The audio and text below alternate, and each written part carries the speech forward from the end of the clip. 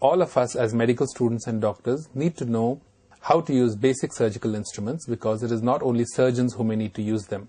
Sometimes in your clinic you may be faced with a case like a small sebaceous cyst or a small skin lesion, or in fact something like an abscess which may need to be drained. Therefore, knowledge about basic surgical instruments will always keep you in good stead. Let us first start with the most common instrument we use in general surgical practice, and that is a dissecting forceps. This particular forceps is also called the Mitchell's forceps. It is a non-toothed dissecting forceps, and it is atraumatic and is usually used to hold bowel, like small bowel or large bowel, and blood vessels. You may be asked how to hold a dissecting forceps, and you should know that you have to hold it like you would hold a pen between your thumb and your index finger. Let us now move to a different category of instruments, and that is scissors. And a scissors is usually used to cut some structure. Basically, you have two types of scissors, curved scissors and a straight scissors.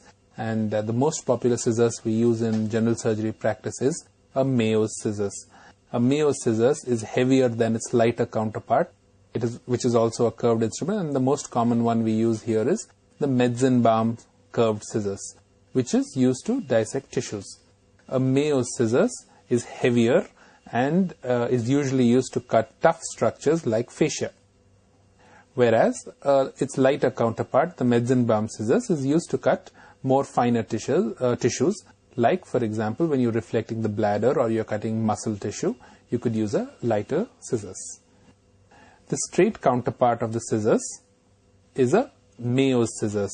A Mayo's scissors has a straight blade and has a joint, and the manner in which you hold a scissors is very similar to how you would hold a needle holder. Again, let me just demonstrate to you how you cut a structure. You always use your other hand on the joint so that the scissors is firmly held and the scissors cuts with a controlled movement. Never be out of control or never lose control over your instruments, because sometimes you could cut more than what you intend to cut. So always support with a finger from the opposite hand, and then using the same technique how you hold needle holder, you could cut structures.